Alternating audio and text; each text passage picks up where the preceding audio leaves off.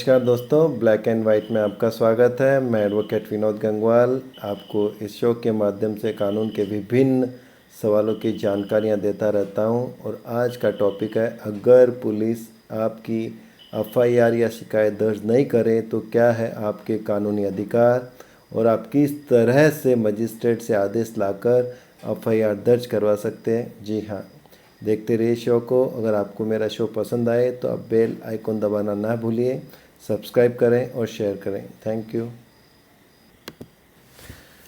तो दोस्तों, सबसे पहले हमें समझना पड़ेगा कि शिकायत क्या है और एफआईआर क्या है। एफआईआर का मतलब होता है फर्स्ट इंफॉर्मेशन रिपोर्ट, यानी प्राथमिकी। कोई भी संज्ञेय अपराध या असंज्ञेय अपराध जब घटता है तो सबसे पहले आदमी पुलिस स्टेशन जाता है। मान लीजिए आपके पड़ोस में या आपके घर में किसी भी प्रकार का चोरी हुआ या किसी ने आपके साथ में छल कपट कर लिया, या जिसे हम 420 कहते हैं, या मान लीजिए आपके पड़ोस में कहीं रेप हो गया या कोई दुर्घटना हो गई है और किसी भी प्रकार की आगज़नी होगी, तो आप सबसे पहले कहाँ जाएंगे? पुलिस स्टेशन में जाएंगे। तो पुलिस स्टेशन में आप जाएंगे तो अपराध दो प्रकार के होते हैं, एक तो कॉग्निजेबल, एक होता है नॉन कॉग्निजेबल। तो पुलिस के पास में दो प्रकार की रजिस्ट्रेशन की अथॉरिटी होती है। एक तो बोलते हैं जिसको एफआईआर रजिस्टर होता है, एक होता है एनसीआर नॉन कॉग्निजेबल रजिस्टर होता है, और एक प्रिस्क्राइब्ड फॉर्मेट्स रहते हैं इन दोनों के। यानी अगर कॉग्निजेबल ऑफेंस होता है तो ही पुलिस उसकी कॉग्निजेंस लेती है और एफआईआर रजिस्टर करती है, और जो एनसीआर होती है उनका नॉन कॉग्निजेबल ऑफेंस होता है, उनकी भी वो एंट्री करती है, लेकिन उसमें किसी भी प्रकार का हस्तक्षेप नहीं करती है। अगर एनसी कॉग्निजेबल ऑफेंस होता है तो पुलिस बिना कोर्ट के आदेश के डायरेक्ट किसी भी अपराधी को अरेस्ट कर सकती है, अगर अरेस्ट करना ज़रूरी है तो। और जो एनसी ऑफेंसेस होते हैं इनमें इनको अरेस्ट नहीं कर सकती। अब आज हम जो डिस्कशन कर रहे हैं वो एफआईआर अगर आपकी पुलिस रजिस्टर्ड नहीं करे तो आप क्या कर सकते हैं, हम इसके बारे में आज बात करेंगे। तो सबसे पहले मैं आपको बताऊंगा कि जो ऑफेंस होते हैं वो फर्स्ट जो मैंने बताया कॉग्निजेबल ऑफेंस, इसका मतलब होता है an offence for which and cognizable case means a case in which a police officer may in accordance with the first schedule और under any other law for the time being in force arrest without a warrant. मतलब कि police बिना किसी warrant के आपको arrest कर सकती है, इसको कॉग्निजेबल ऑफेंस कहा जाता है। और नॉन कॉग्निजेबल ऑफेंस जो है उसका मतलब है कि पुलिस बिना वारंट के आपको अरेस्ट नहीं कर सकती है। और ये कॉग्निजेबल ऑफेंस होते हैं, ये काफ़ी थोड़े सीरियस ऑफेंस होते हैं, और जो नॉन कॉग्निजेबल होते हैं वो लेस सीवियर ऑफेंस होते हैं।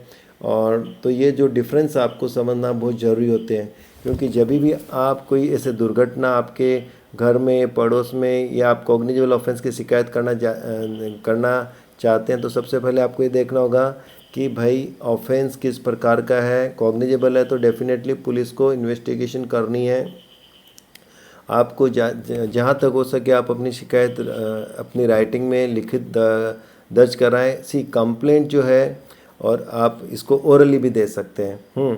और जो कंप्लेंट है वो उसका भी मैं आपको एक डेफिनेशन बताना चाहूँगा। Complaint means any allegation made orally और in writing to a magistrate. So ये चीज़ आपको बहुत समझना पड़ेगा। हम बोलते हैं यार हम तो शिकायत करने गए, शिकायत सिर्फ जो कंप्लेंट होती है सिर्फ मजिस्ट्रेट को की जाती है, पुलिस के अंदर सिर्फ एफआईआर होती है, that is the first information report. ये फ़र्क आपको यहाँ पर समझना पड़ेगा। अभी हम आगे चलते हैं कि आप पुलिस के पास में कौन सी सेक्शन में जाते हैं, वो एक बहुत इम्पोर्टेंट चीज़ अब आज यहाँ पर डिस्कस करेंगे। पुलिस के पास जो आप जाते हैं तो सीआरपीसी की धारा 154 के तहत जाते हैं। 154 जो धारा है वो चैप्टर 11 सीआरपीसी के अंदर आती है। तो मैं थोड़ा सा ये 154 क्या बोलती है वो मैं आपको पढ़ के बताना चाहता हूँ कि every information relating to the commission of a cognizable offence if given orally to an officer in charge of a police station shall be reduced to writing by him or under his direction and be read over to the informant, and every such information whether given in writing or reduced to writing as aforesaid shall be signed by the person giving it। Means इसका मतलब साफ है कि जो भी आप police को अपनी घटना की जानकारी देना चाहते हैं, इन्फॉर्मेशन देना चाहते हैं, पुलिस इसको राइटिंग में रिड्यूस करेगी या आप अपनी राइटिंग में भी दे सकते हैं। और ये जो एफआईआर होती है ये आपके शब्दों में होनी चाहिए, आपके सारे स्टेटमेंट वो रिकॉर्ड किए जाएंगे और आपकी जो इन्फॉर्मेशन है इसको आपको सिग्नेचर करना पड़ेगा और आपको एक कॉपी फ्री ऑफ कॉस्ट अगर आप शिकायत करता है तो आपको पुलिस द्वारा दी जाएगी। ये कानूनी प्रावधान है 154 धारा सीआरपीसी है इसके तहत। इसका मतलब ये हो गया कि to set law into motion, ये 154(3) में सबसे पहले पुलिस को प्राथमिकी यानी एफआईआर दर्ज करना एक कंपल्शन है, अदरवाइज पुलिस इन्वेस्टिगेशन नहीं कर सकती है। तो लॉ की मशीनरी को मोशन में लाने के लिए सबसे पहले पुलिस को एफआईआर दर्ज करना एक कंपल्सरी है। एफआईआर दर्ज करते समय आपको कुछ बातों का ध्यान रखना पड़ेगा मेरे दोस्तों। जिस प्रकार होता क्या है, कई बार समझो आपके सामने वाला इन्फ्लुएंशियल आदमी है या पॉलिटिकल कनेक्टेड आदमी है, या हो सकता है इन्वेस्टिगेटिंग ऑफिसर का ही रिलेटिव हो, या हो सकता है उसके दोस्त का दोस्त हो, या हो सकता है कि वट एवर द वेज कुछ पैसे का भी हो सकता है इन्फ्लुएंस। तो मैं ये कहना चाहता हूँ कि आप जब भी अपनी शिकायत दर्ज कराएं तो उसके अंदर बारीकी से बारीकी जो आप कहना चाहते हैं अपने शब्दों में दर्ज कराएं और सेक्शन का थोड़ा सा आप स्टडी कर लें। कई बार क्या होता है कि होती डकैती है लेकिन एफआईआर चोरी की लिखी जाती है, या फिर सपोज कि होता तो रेप है, 376 ऑफेंस होता है लेकिन सेक्शन पुलिस कई बार 354 लगा देती है। तो आपको देखिए सबसे बड़ी गूगल यूनिवर्सिटी है आजकल, तो आपकी जो शिकायत है उसके इंग्रेडिएंट्स इंडियन पिनल कोड के हिसाब से आप चेक कर ले, या अदर कोई स्पेशल स्टैट्यूट है जो कोई स्पेशल कानून बनाए भारत सरकार ने, तो उसके इंग्रेडिएंट्स चेक कर लें और अकॉर्डिंगली आप लिख करके दें कि भैया मेरी जो शिकायत है इन सेक्शन के अंतर्गत है। अगर पुलिस उन धाराओं का डाइल्यूट करता है, उन धाराओं को नहीं लिखता है, तो आप इसकी शिकायत या आपके एफआईआर नहीं लिखता है, तब आप क्या करेंगे? तब इसके लिए कानून के अंदर वापस एक प्रावधान है कि अगर 154(3) आपको सेक्शन पढ़ना पड़ेगा जो सीआरपीसी में, कि अगर आपकी ये पुलिस जो जिसको एसएचओ बोलते हैं, स्टेशन हाउस ऑफिसर या सीनियर पुलिस इंस्पेक्टर हमारे यहाँ पर महाराष्ट्र में जिनको कहा जाता है, अगर ये लोग आपकी एफआईआर नहीं लिखते हैं या ऐसे डायरेक्शन नहीं देता है, तो आप 154(3) के अंदर आप लिखित शिकायत सुपरिंटेंडेंट ऑफ पुलिस को या कमिश्नर ऑफ पुलिस को कर सकते हैं, या आप उनको टेलीग्राफ भेज सकते हैं या फैक्सिमाइल मैसेज कर सकते हैं या ईमेल द्वारा उनको सूचित कर सकते हैं कि भाई मैं फला स्टेशन पुलिस स्टेशन में गई थी और वहाँ पर वहाँ के पुलिस वालों ने मेरी शिकायत दर्ज नहीं करी है, तो प्लीज़ आप इसमें इंटरवेन करिए, आप खुद इन्वेस्टिगेट करिए और नीचे के अधिकारी को बोलिए कि आप इन्वेस्टिगेशन करें, क्योंकि शिकायत है वो सीरियस ऑफेंस है, कॉग्निजेबल ऑफेंस है, पुलिस के उसका कॉग्निजेंस नहीं ले रही है, पुलिस एफआईआर नहीं कर रही है। तो डेफिनेटली अगर आप ऐसा कर सकते हैं तो कमिश्नर ऑफ पुलिस डेफिनेटली एक सर्टेन टाइम में 8-10 दिन के अंदर डायरेक्शन दे देगा। अगर कोई भी आपको ऐसा लगे कि पुलिस कमिश्नर या सुपरिंटेंडेंट ऑफ पुलिस ये दोनों एक ही कैटेगरी में आते हैं, अगर ये लोग भी कुछ आपकी शिकायत का कॉग्निजेंस नहीं ले रहे हैं, आपका तवज्जो नहीं दे रहे हैं, you are running from pillar to post and आप फ्रस्ट्रेट हो रहे हैं और आपको लगता है कि आपको न्याय नहीं मिल रहा है, पुलिस आपको कोऑपरेट नहीं कर रही है, तो कानून के अंदर एक प्रावधान होता है जिसमें आप 156(3) बोलते हैं। 156 क्या होता है, पहले आपको ये समझना पड़ेगा कि 156(3) में जो मजिस्ट्रेट होता है, क्योंकि अगर आप उसके पास जाते हैं अपनी शिकायत लेकर के कि बाबा मैं फला डेट को पुलिस स्टेशन में गया था, कंसर्न पुलिस स्टेशन में पुलिस ने मेरी शिकायत नहीं ली, उसके बाद के अंदर मैं कमिश्नर के पास के गया था, कमिश्नर ने भी किसी भी प्रकार के डायरेक्शन नहीं दिए, तब आप जो अपनी शिकायत लेकर के मजिस्ट्रेट के पास जा सकते हैं। मजिस्ट्रेट के पास शिकायत, देखिए मैं आपको एक बहुत बड़ी बात बताना चाहता हूँ, कि मजिस्ट्रेट के पास में क्रिमिनल लॉ में, क्रिमिनल मैनुअल में कंप्लेंट का कोई भी फॉर्मेट नहीं है। आप अपनी भाषा में लिख करके कंप्लेंट दे सकते हैं। और देखिए, कंप्लेंट जो है वो सेक्शन 2D में डिफाइंड है सीआरपीसी में। कंप्लेंट का मतलब है कि आपकी कोई भी शिकायत है वो ओरली दे सकते हो मजिस्ट्रेट को, और राइटिंग में लिख करके भी दे सकते हो, और इसका कोई भी फॉर्मेट नहीं है। लेकिन अच्छा होगा कि आप किसी वकील के थ्रू जाए, तो आपको लीगली वो असिस्ट कर सकता है, क्योंकि काफ़ी जो प्रोफेशनल्स लोग होते हैं उनको कानूनी पहलुओं की जानकारी होती है ना। क्योंकि कुछ ऑबिटर डिक्टम होते हैं सुप्रीम कोर्ट के, बॉम्बे हाई कोर्ट के कुछ डिसीजंस होते हैं, अदर हाई कोर्ट के कुछ डिसीजन होते हैं, वो मजिस्ट्रेट कोर्ट पे बाध्य होते हैं। जैसे एक जजमेंट में बताना चाहूँगा कि ललिता कुमारी का जजमेंट है, उसके अंदर ये कहा था कि registration of A FIR is a mandatory. कोई भी मजिस्ट्रेट को या पुलिस ऑफिसर्स को एफआईआर रजिस्ट्रेशन एक मैंडेटरी प्रोविज़न है। उनको एफआईआर रजिस्टर करना ही पड़ेगा अगर इंफॉर्मेशन ये रिवील करती है कि कॉग्निजेबल ऑफेंस की एक घटना घटित हुई है, तो डेफिनेटली पुलिस को इसका संज्ञान लेना ही पड़ेगा, कॉग्निजेंस लेनी पड़ेगी, एफआईआर लिखनी पड़ेगी, उनको इन्वेस्टिगेट करना पड़ेगा, इन्वेस्टिगेट करके मजिस्ट्रेट को अपने रिपोर्ट देनी पड़ेगी। लेकिन होता है क्या है कि समझो कोई भी कारण से अगर ये पुलिस आपकी एफआईआर नहीं रजिस्टर करती है, तो आप कमिश्नर के पास जाते हो, कमिश्नर भी नहीं करता, तो आप मजिस्ट्रेट के पास आएंगे। मजिस्ट्रेट को आपको पूरा डिटेल में लिख के देना पड़ेगा कि सबसे पहले आप कौन सी डेट को पुलिस के पास गए थे, उसके बाद में कमिश्नर के पास कब गए थे, और दोनों की एक्नॉलेजमेंट कॉपी अपनी शिकायत के साथ लगानी पड़ेगी।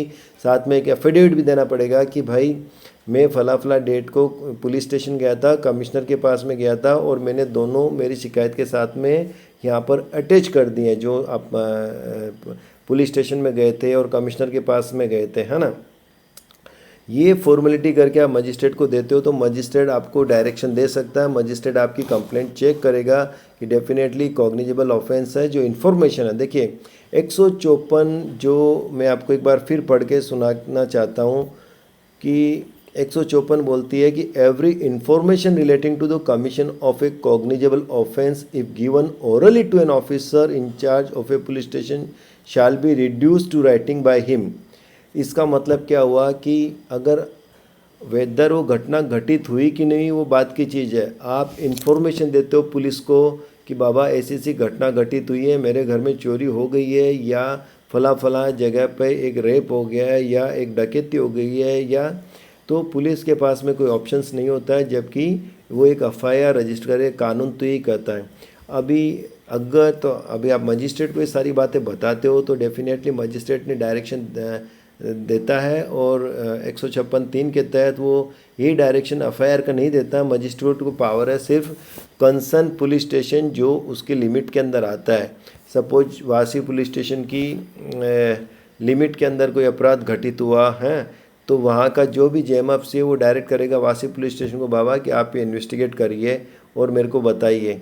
मजिस्ट्रेट कभी भी एफआईआर की डायरेक्शन नहीं दे सकता, क्योंकि मजिस्ट्रेट को पावर नहीं है। मजिस्ट्रेट जो डायरेक्शन देगा वो ये देगा कि concern police station is directed to investigate the matter. So आप जैसे ही डायरेक्शन लेकर के जाओगे, police is duty bound to obey the order of magistrate, और पुलिस उसमें एक इमीडिएटली एफआईआर लिखती है। अगर पुलिस इमीडिएटली एफआईआर नहीं लिखती है तो ये कंटेम्प्ट ऑफ कोर्ट माना जाएगा। और जनरली पुलिस ऐसी गलती नहीं करेगी, पुलिस दोस्तों एफआईआर लिख लेती है। इस संबंध में मैं आज आपको कुछ कानूनी जो प्रावधान है, जो सुप्रीम कोर्ट की जजमेंट है, उसके बारे में भी बताना चाहूँगा कि कौन से जजमेंट्स हैं जिसके अंदर सुप्रीम कोर्ट ने ये बोला था कि registration of FIR is mandatory. देखिए, एक जजमेंट जो आया था एपेक्स कोर्ट का, जो था Lalita Kumari versus government of UP, supreme court का जजमेंट था। ये कॉन्स्टिट्यूशन बेंच का जजमेंट है जो 12/11/2013 को डिसाइड किया गया था। इसके अंदर जब आप पैराग्राफ पढ़ेंगे, पैराग्राफ नंबर 69, उसके अंदर ये लिखा गया है कि section 154 of the code thus cast a statutory duty upon the police officer to register the case as discussed in the complaint and then to proceed with the investigation। The mandate of section 154 is manifestly clear that if any information disclosing a cognizable offence is laid before an officer in charge of a police station, such police officer has no other option except to register the case on the basis of such information.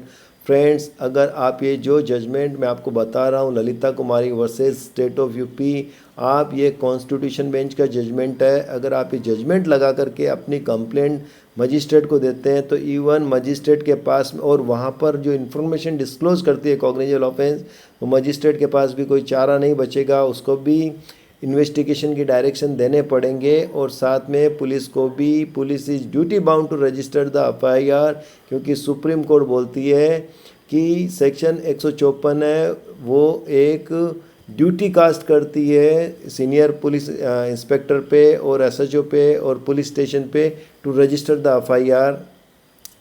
और आगे supreme court क्या बोलती है, the mandate of section 154 of the code is that at the stage of registration of a crime और a case on the basis of the information disclosing a cognizable offence, the police officer concerned cannot embark upon an inquiry as to whether the information laid by the informant is reliable and genuine or otherwise, and refuse to register a case on the ground that the information is not relevant or credible.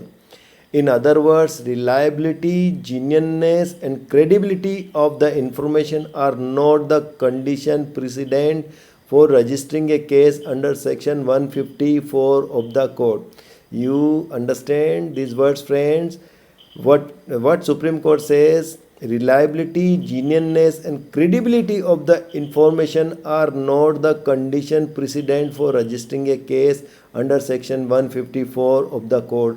इसका मतलब शुद्ध हिंदी में ये हुआ कि आपकी information जो police को देते हो वो इन्फॉर्मेशन डिस्क्लोज करना चाहिए कि ये कॉग्निजेबल ऑफेंस घटित हुआ है। अब वो इन्फॉर्मेशन सच्ची है कि नहीं है, रिलायबल है कि नहीं है, ये पुलिस का जब एफआईआर लिखते हैं उस समय देखना काम नहीं है। आप पहले एफआईआर लिखिए और जब इन्वेस्टिगेशन में आपको लगे तो इन्वेस्टिगेशन में आप लिख के मजिस्ट्रेट को बता सकते हो कि भैया ये इन्फॉर्मेशन गलत है, ये इन्फॉर्मेशन सही है। अगर आपकी इन्फॉर्मेशन गलत है तो आप ये ऑफेंस को क्लोज कर सकते हो। अगर आपकी इन्फॉर्मेशन ये सही है इसमें तो आप इसके अंदर chargesheet file, police chargesheet file कर सकती है। तो फ्रेंड्स, ये प्रोसीजर है जो मैंने एक छोटे रूप में आपको समझाया है। और इसके अंदर भी काफ़ी अदर जजमेंट्स भी है, जिसके अंदर जैसे रमेश कुमारी वर्स स्टेट ऑफ एनसीटी है, जिसमें भी ये कहा गया कि registration of FIR is mandatory. और इस प्रकार के अदर जजमेंट्स भी है फ्रेंड्स, लेकिन मैं जजमेंट के बारे में और टेक्निकलिटीज़ के बारे में आज बात नहीं करना चाहता, क्योंकि अगर मैं टेक्निकलिटीज़ और जजमेंट के बारे में बात करूँगा तो इस चैप्टर के ऊपर हमें काफ़ी घंटों लग जाएंगे। ये जो हमारा चैप्टर है जो आज का ब्लैक एंड वाइट शो है, आम जनता को इन्फॉर्मेशन देने के लिए हमने ये एपिसोड बनाया है, ताकि आम जनता को कानूनी प्रावधानों के बारे में जानकारी मिले, उनके अधिकारों के बारे में जानकारी मिलती रहे फ्रेंड्स। तो आशा करता हूँ कि ये मेरा जो छोटा सा प्रयास है आपको अच्छा लगा होगा। और अगर आपको अच्छा लगे तो आप ये मेरे इसी चैनल को सब्सक्राइब करें और ये जो इन्फॉर्मेशन है इसको आगे से ज़्यादा शेयर करें, ताकि आम जनता को ये नॉलेज मिलता रहे। और वो जब भी पुलिस स्टेशन में जाए कि भाई एफआईआर करवानी है तो डेफिनेटली पुलिस को एक अधिकार के साथ में बता सके कि भाई आपको ये मेरी इन्फॉर्मेशन है, शिकायत है, आपको मेरे वर्ड्स में लिखनी पड़ेगी और साथ में आप ड्यूटी बाइंड आपको एफआईआर लिखना ही पड़ेगा। तो इस प्रकार के, और अगर लगे तो आप इस सुप्रीम कोर्ट के जजमेंट्स भी आप दिखा सकते हैं। मैं जजमेंट्स भी के नाम आपको शेयर, गुरुकुल यूनिवर्सिटी के ऊपर ये सारे जजमेंट्स उपलब्ध हैं। तो friends, thank you so much. और आपने ये जो मेरा आज का एपिसोड देखा उसके लिए thank you so much. Bye bye.